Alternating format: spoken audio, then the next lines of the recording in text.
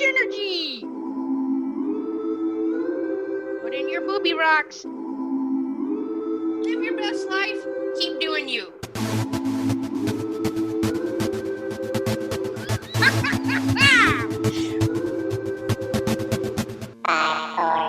So much JENergy! JENergy! JENergy! JENergy!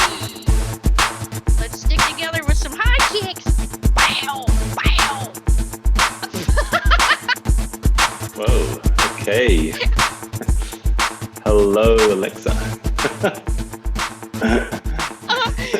All right. Hey, That everybody. ain't creepy, I don't know what is. Sorry. All right. Welcome to this episode of So Much JENergy. I'm super excited this week because we have a fun new guest. I'm going to butcher this name, but we're going to go with it, and I'll have him tell you what it is after. Because it took me like 5 minutes to write it down and sound it out. So my new buddy Kyle is here, and it's Kyle Spyrides. Yes, Kyle Spyrides. Well, Spyrides? wow. Oh, yay! Fun. Okay, I kept saying like 10 Wheaties, points to Gryffindor. Look at that.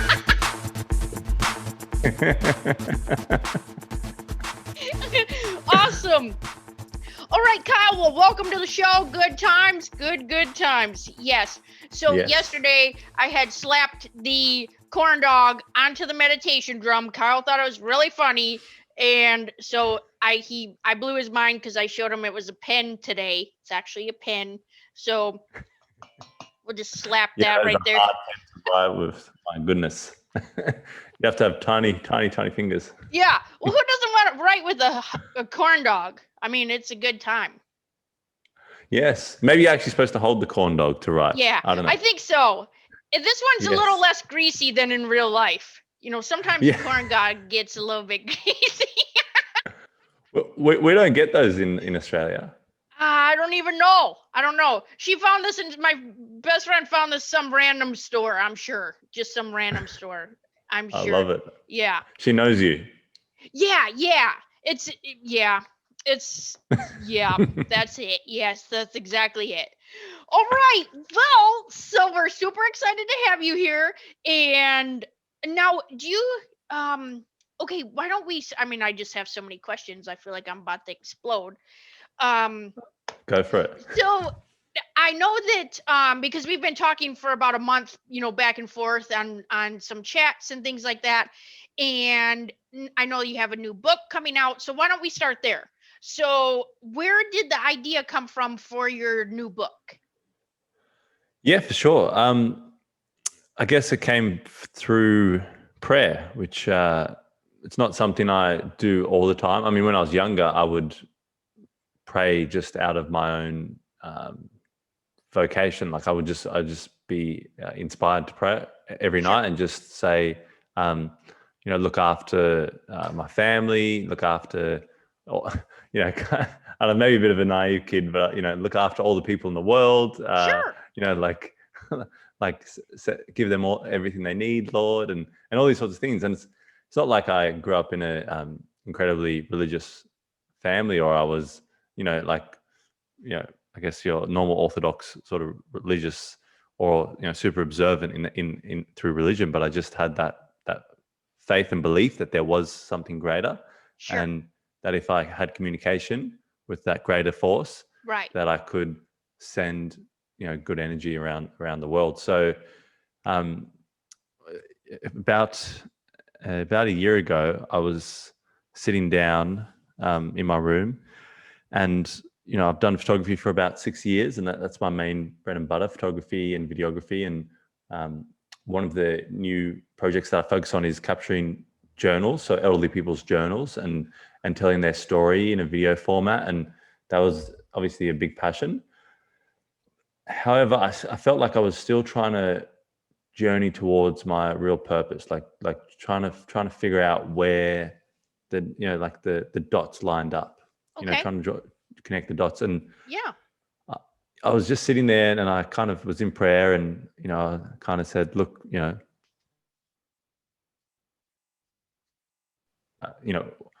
energy force, whatever. I just said, you know, I've had multiple near-death experiences. I've had a long winter, in my life, then I've had a long autumn and spring and lovely times. I just recently came back from Sydney, holding my grandfather's hand as he passed away. Which was very special experience, a difficult experience, because he was like my father. My grandparents, I lived with them for most of my life, and they became my parents. Sure. And I just said, Lord, energy, amazing force that is. Mm-hmm. Please help me align myself with my purpose on this earth, because I'm not fearful. I'm not, I'm not caught up in the fear of existence. Gotcha. But I am impatient. I want to be on my path, doing what I'm supposed to be doing. So, Right. So you I'm got not scared, kind of bossy. but I am impatient. Bossy. yeah, a little bossy. A little bossy. Look. I'm not being one of those. Yeah. Right. But I love that you own that you were being impatient. So yes, but you're passionate and impatient. So it's okay. Yes. Yeah.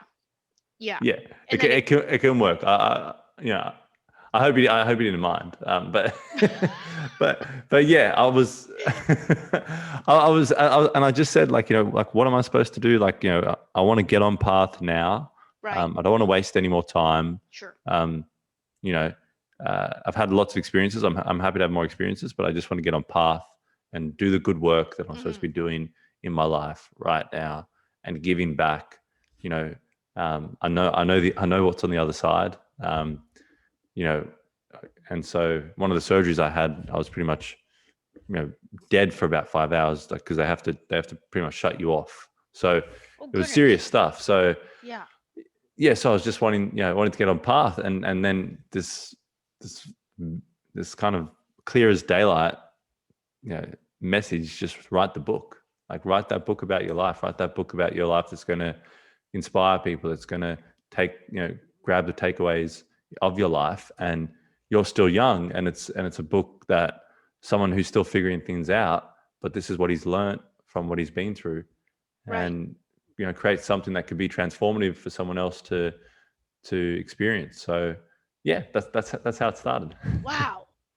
So with because I know we talked before the show that you actually had a few near death experiences that you had mentioned. So the one that you talked about, that you were essentially gone for 5 hours, do you feel like that experience allowed you to have a closer connection to your intuition, or to God, or to source, or energy? Or do you feel like it was getting stronger each time, that you kept coming back?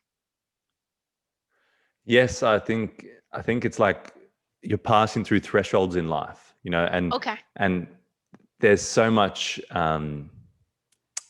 BS and ego that we kind of code ourselves in for protection. Sure.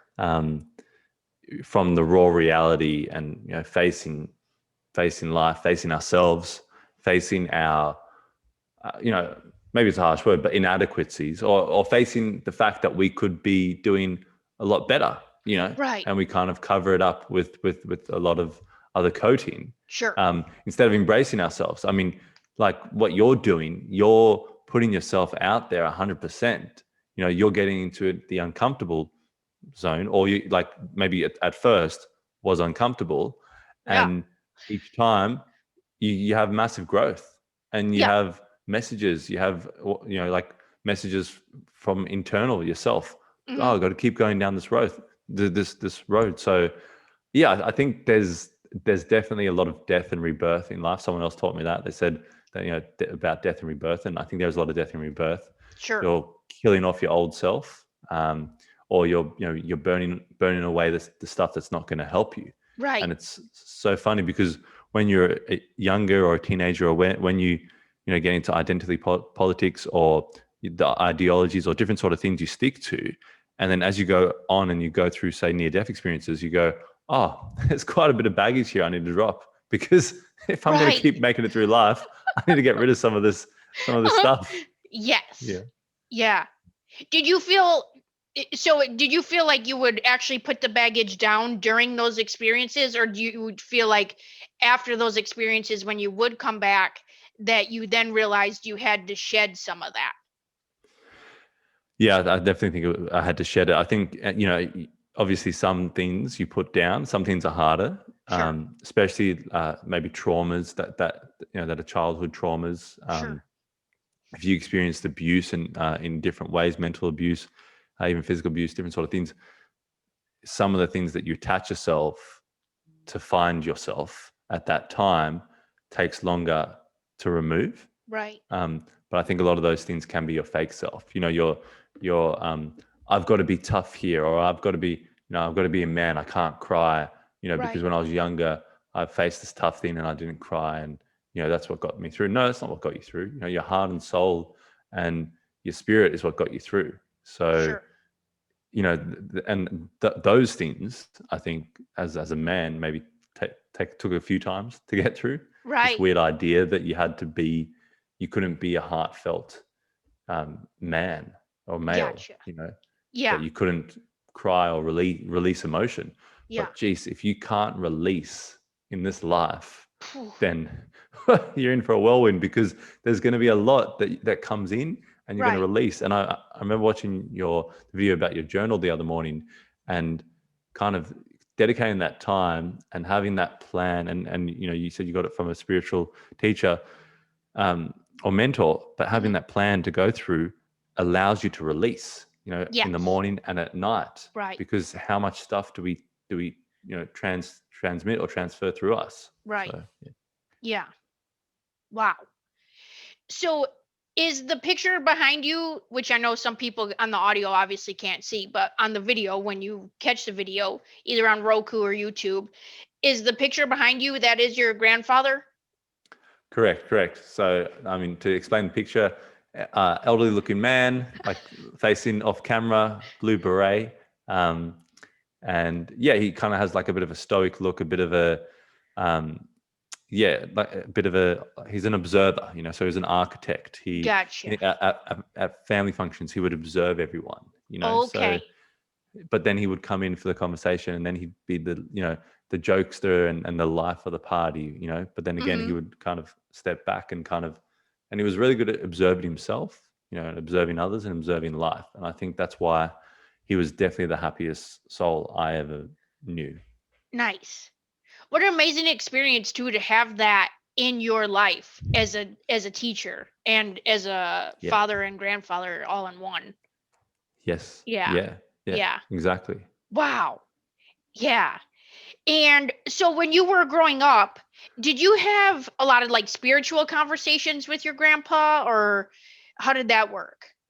So I guess the thing is, probably the closest person was my grandmother, like, and the Okay. closest people like were my grandparents. But when I came from South Africa, Johannesburg, and I, yeah, long story short, I came over to Australia and, left my whole South African family. And I, was walking up the stairs, in my stepfather's parents' house. So my grandparents, which they're my Australian grandparents. So they're my Australian grandparents. They pretty much became my parents. I have Okay. no blood relation to them whatsoever. So at that time, I left all my biological family in South Africa, and I was walking up the stairs, and my Australian grandmother saw me walking up these stairs and saw this lost look in my eyes, and kind of this fear, kind of looking at all these Australians and going, this isn't my South African family. This isn't who I know. Like, and she said she felt this overwhelming feeling like shoot through her body, and this message from God that she was going to be important in my life, which is amazing because at 14, I actually had nowhere to go. Oh wow. And Mhm. in the middle of the night, I skipped a couple trains, and knocked on the door, and they came down in their gown, and they let me into their homes, and they let me into their hearts. Wow. And then you stayed for into being an adult? Yes. Yeah. Yeah. That is Exactly. amazing. Yeah. Yeah. Yeah. Very lucky. Yeah. Yeah. Yeah. I just went on a retreat this weekend a week ago to Montana, and we were talking about how you find your tribe, right? Like your Yes. people. And you're trying to think what the quote was that they said. You don't I think it was like you don't birth your tribe, right? So you don't necessarily have to like birth your tribe, but your tribe births you, right? So they Yeah. support you and just hold that space and energy for the Yep. real you. Oh, I just got chills. Yes. Yes. Yeah. Yeah. I love it. Yeah. Yeah. And so I 100. think just so many times thank goodness that there was openness and receiving on both your end and your grandparents' end, right? Because Yeah. if any of them, if anybody had been closed off, you would have missed out on that relationship for sure. Yeah. And at that time, a very volatile time, like my life could have gone either way. So Sure. if they didn't open their hearts and their arms and to me, I don't know where, like it was literally like nowhere else to go sort of situation. So Yeah. yeah, lucky I did find my tribe. Yeah. Right. And I'm sure they needed you just as much as you needed them. Yes, yeah, Yeah. I was worried. Oh, I know I keep getting chills. I Yeah. love it. Yeah. I hope so. I hope so. I hope I wasn't a late night calls and they've got to Right. be a parent again. And no, Right. they were amazing. I was able to go into their room every morning, every night, and have a chat with them. An hour long, 2 hour long chat. Talk about life, talk about some serious issues. Considering Sure. cutting people out of my life who were very close to me, and Right. and all sorts of different things. When I had health issues and a lot to deal with and my grandmother was a counselor for about 60 years, Mm. and she was so well most of her life, sorry. And she was so cute. She would say, um, she would say, "Oh, you've been through a lot, like for a young kid, and he goes, but you're gonna have a great life." And she goes, "By God, if you don't, then I'm gonna, have a good word to God when I get up there." And I was like, so she's so she was so cute. That's amazing. Not only that, to have a grandma that has your back, and Yeah. then she'll put a spiritual slap down if she had to. Exactly, man. I wouldn't be messing with her. Right. Oh my gosh. But how amazing to have the memories of the times together, literally of just talking and sharing those Mm, experiences and knowing that you have that connection every day and every night. That's the yeah. best. Yeah. Yeah. I think it's one of the greatest times in my life. Definitely just being able to have that connection, like you said. Yeah. Yeah. Is she still alive? Yes. Yeah. Yeah. Yes. Okay, good. Okay. And then how long ago did you lose your grandpa? That was 2019 October. Oh, okay. So Oh goodness. yeah. Yeah. Okay. Gotcha. Yeah. So I went over there and kind of for 2 weeks was there by his side because we got him a hospital bed because this man he never was ill. So Sure. he was on his way to turning 92. He was never ill. Um, Never had to be on medications. Never had any vaccinations. Never had any surgeries. Never had any hospital Wow. stays. I think the only thing he actually ever had was I think he ate some bad food and he had food poisoning, like Oh, for a that period of is time. terrible. Yeah, Yeah, that's but terrible. but his whole life he never had anything. So Wow. he got sick, and then he had to like go to hospital. And apparently, like I was in Perth, Western Australia, and they're in Sydney.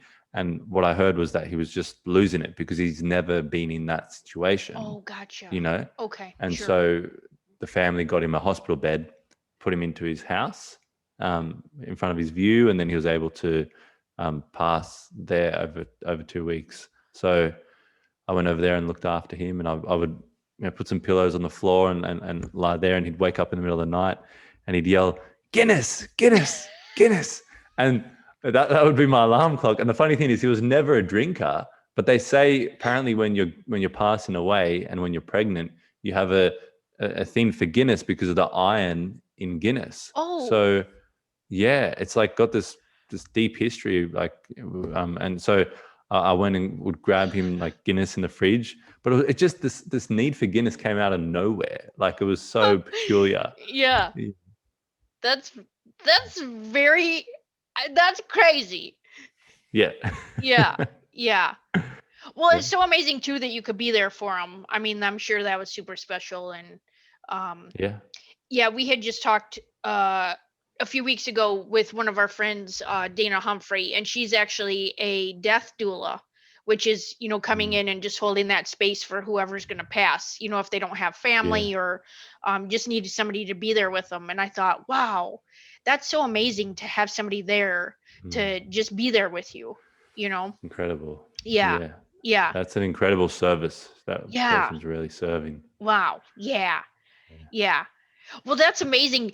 Do you wonder too if your grandpa kind of helped push your book into fruition? Do you feel like he kind of had something to do with putting the idea out there for you? Yeah, I think when you hold someone's hand, who's basically been like your father, and you literally watch them take their last breath, I think it really puts a lot of perspective in your life. And I think Mhm.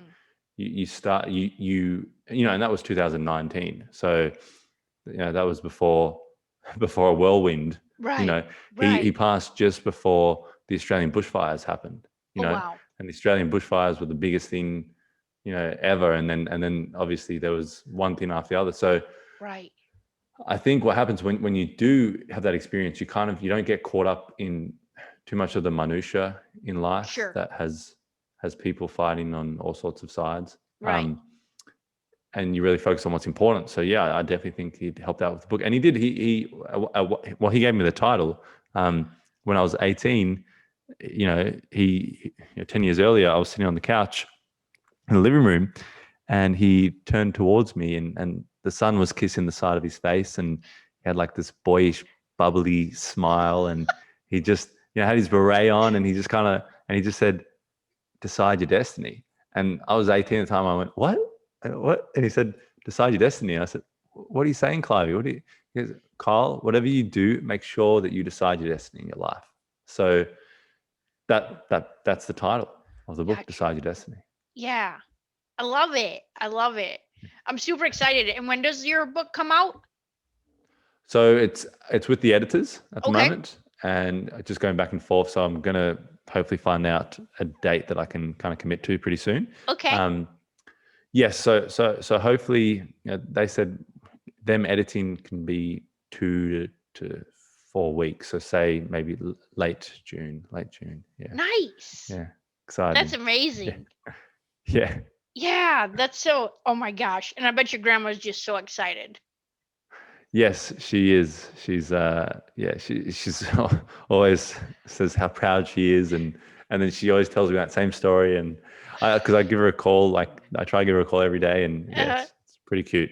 that's so fun. I love that. That did you find too that when you were sort of going through like your rebirth, and like each time you would have almost like a that transformational energy, that you would kind of like almost like a leveling up, right? Where you would kind Mm. of level up and you were just in a different space, right? Like a different vibration.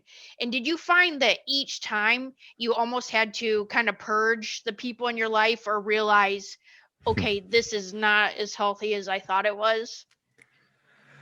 Yeah, yeah. Level player one, level up. Yeah, no, I think one. Broop, broop, Yes, yes, exactly. You know it. broop. I think yeah, naturally, and one thing my cardiologist actually told me um, pretty early on, because what happened is I had a serious experience, and like a life death experience for quite a while, and I did a juice fast, and I got rid of the bug that was basically um, eating a hole into my heart. So naturally, I got rid of that, Goodness and sakes. then yeah, and and the other alternative at that time was to put a metal attachment and have my life pretty much compromised. So Yeah.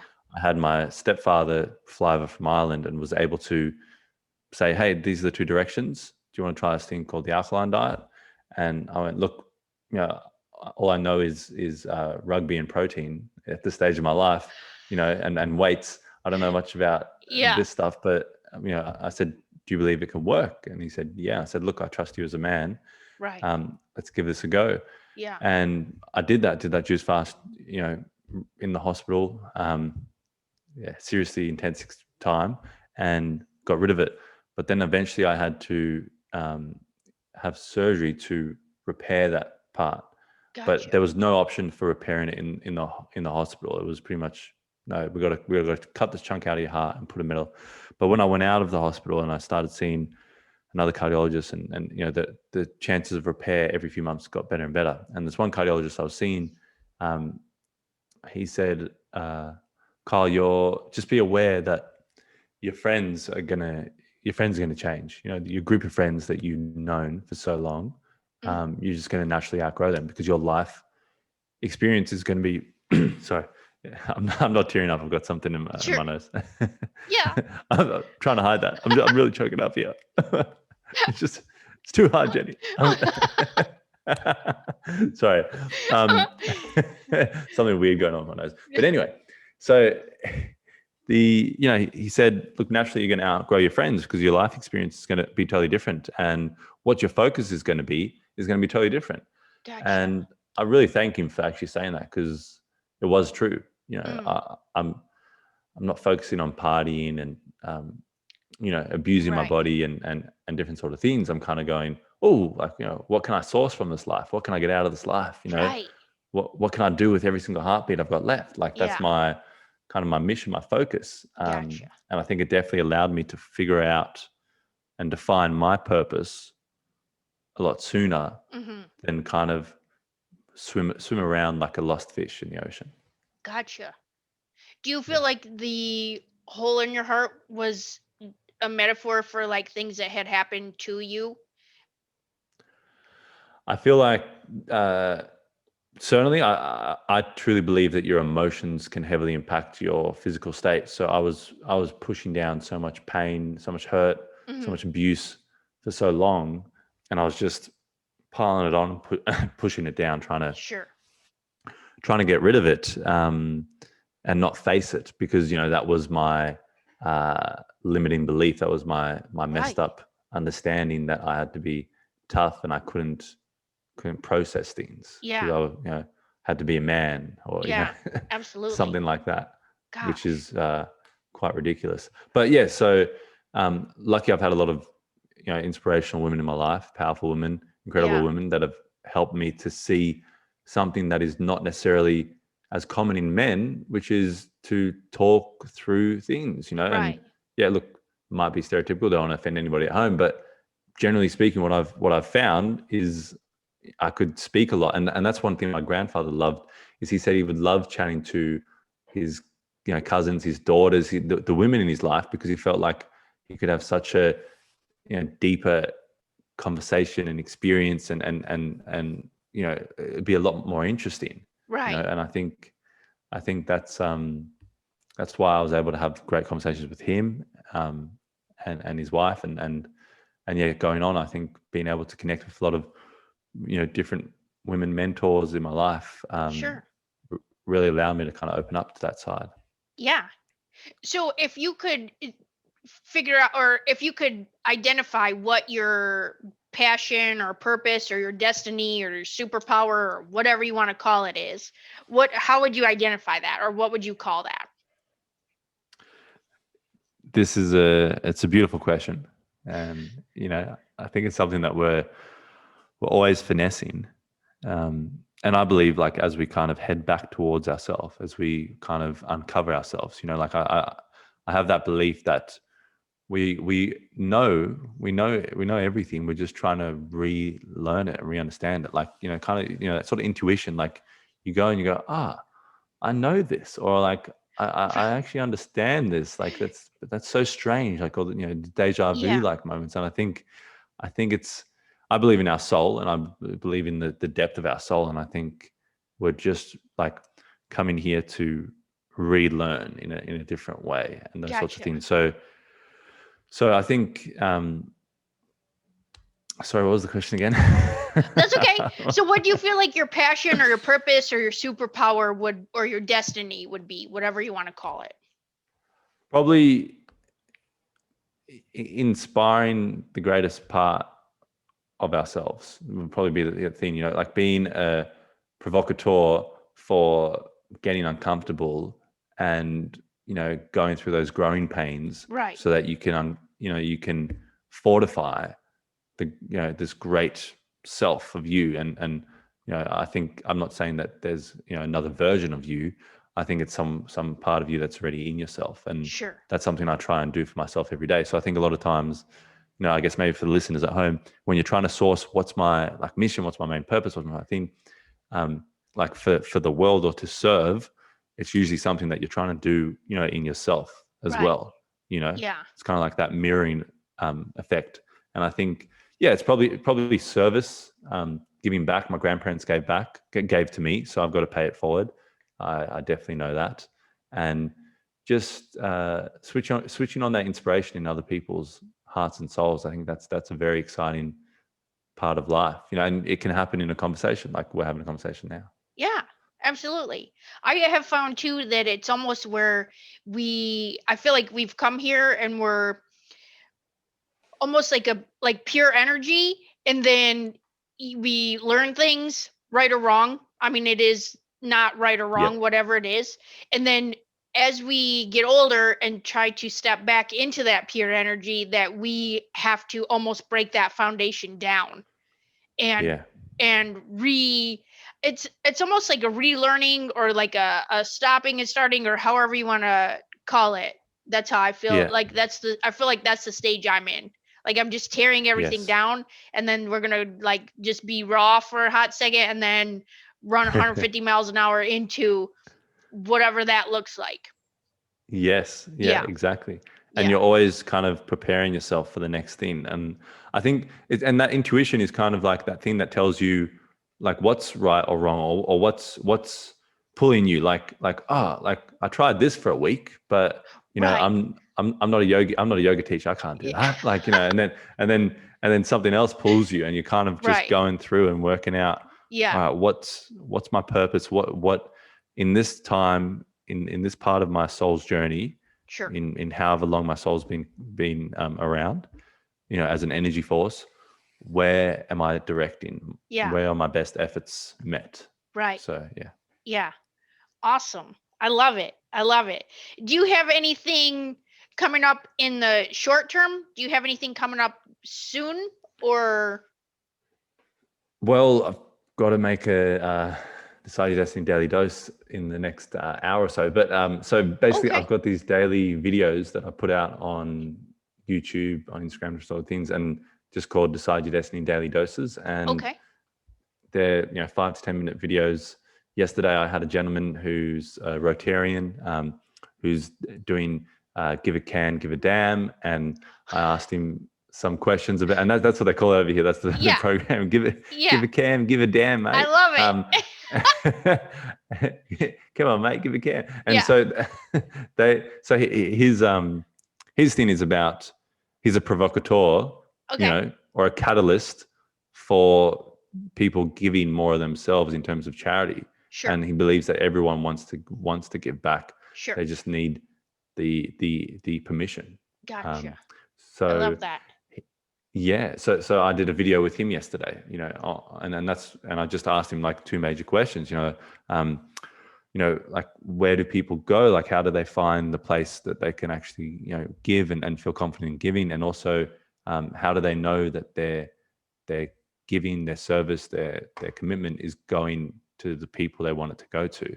Right. And and so I've got his answers. So that's one of my Decided Destiny daily doses. Then I might go out for a walk on my own this morning, and something that I'm going through, I Right. might put into it to a quick 5-10 minute video.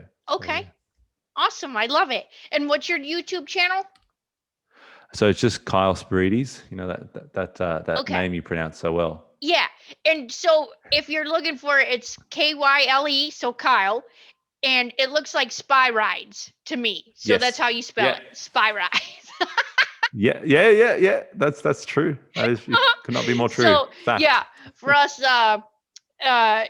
U.S. citizens, it would be easier to find for Kyle Spyrides. Yes, and I did see your little videos. They're super cute, and I love that your intention is out there on just sharing it for the greater good. And yes, I'm definitely going to check out more of your videos.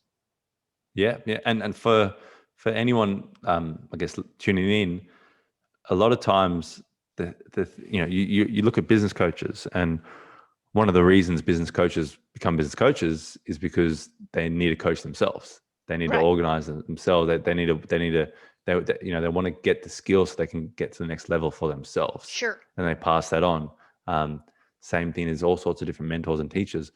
A lot of the reasons you do things. So, if someone out there is trying to work out what to do, if you do it for yourself, like you're probably also going to want to pass that on. If you look at these people that make a lot of money, they don't need to write a book or create a course or do anything to help other people make money, but they go, actually, I uncovered something. I didn't go to the boys club. I didn't get gifted all these things and it was kind of, given a deal here and there under the table. I actually did it the hard way. And here's how my fellow citizens can try and do it as well. Yeah. Yeah, I love that. Yeah. Yeah. Well, thank goodness that you're okay. Are you healthy now? Yeah. Yes. I think what happens is when it's something like a heart disease, not many people know it's like the number one killer in the world. Yeah. So 20 million people pass away a year from it. So it's serious. It's a serious deal. It's not spoken about or how should I say, promoted enough, I believe. But I think it's something that you're always going to be aware of and manage, and you're always going to look after.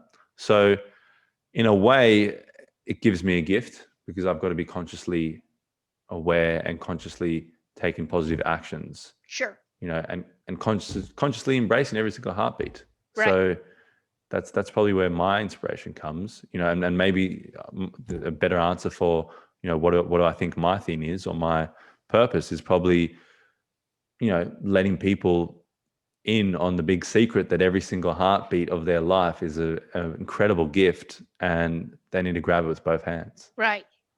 Yeah, I love that. Oh gosh, yes, I got chills again. Yes. I love it. I love it. Yeah. 3 out of 3. Right.